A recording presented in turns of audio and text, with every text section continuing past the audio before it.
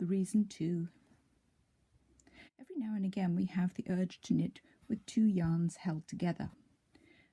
You might want to make a heavier yarn by holding 2 strands together. You might want to blend the colours. And another reason is you might want to showcase a very fancy yarn on the front of a plainer yarn. And one of the interesting things about knitting with 2 yarns held together is very often as you knit with them, the 2 yarns twist around one another. That's not really a big problem.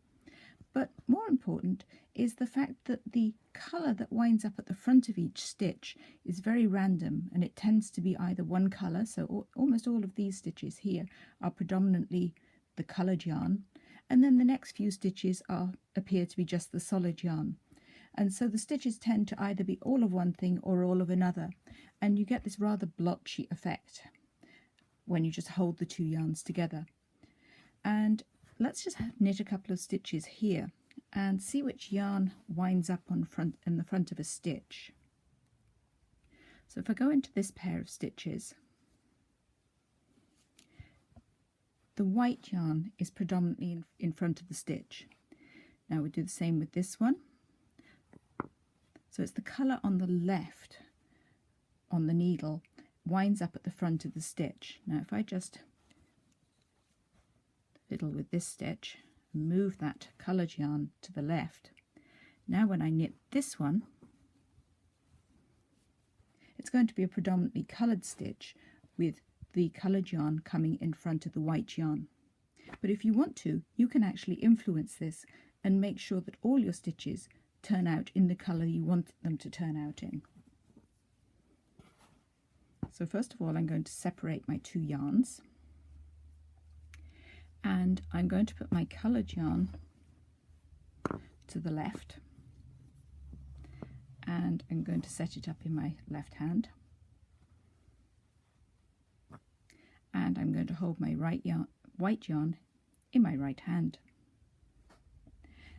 So if I knit the stitch first with the white yarn, then with the left yarn, my coloured yarn winds up on the left hand side. So when I work that stitch on the following row, it's going to be twisted around and show to the public. So effectively I'm knitting each stitch twice, first with the right hand, then with the left. And this gives me guaranteed placement of the yarns on the needles. Whoops, helps if you use both of them. So on the following row, all of those stitches will turn so that we can see predominantly the coloured yarn. So we finished the knit row now, and apart from the stitches where we were messing around at the beginning, every one has the coloured yarn to the left of the white yarn on the needle. Now let's look at if we wanted to do this on a purl row. I'm going into my first stitch and I'm going to purl it with my coloured yarn first, follow with my white yarn, and I'm making sure that the coloured yarn stays on that side of the stitch. So when you look at it from the wrong side, the coloured yarn is on the right hand side of the white. So first with the coloured yarn, then with the white yarn, and then they come out the way you want them to. So it all depends how you hold your coloured yarn as to how easy you find this, and you'll develop a routine.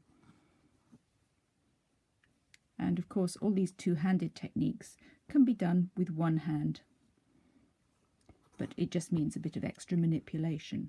So one more for luck.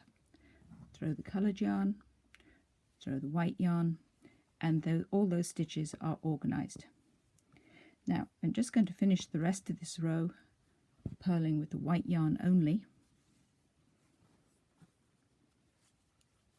so that you can see when we look at the public side, these are the 3 we did initially where we weren't organising the colours.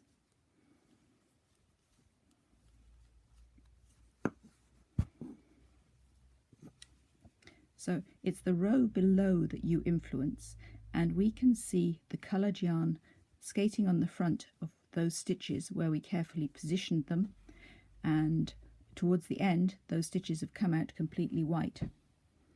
And the coloured yarn doesn't show quite as much on this sample because the coloured yarn is smaller than the white yarn, so you've really got to get it positioned right on the front to have it show publicly. But you can use this method when making teddy bears for felting, and you're using a novelty yarn and a wool yarn to be shrunk. And I'm sure you can think of lots of other useful situations for it. I don't even know what it's really called, this technique, but it's something that you might find handy.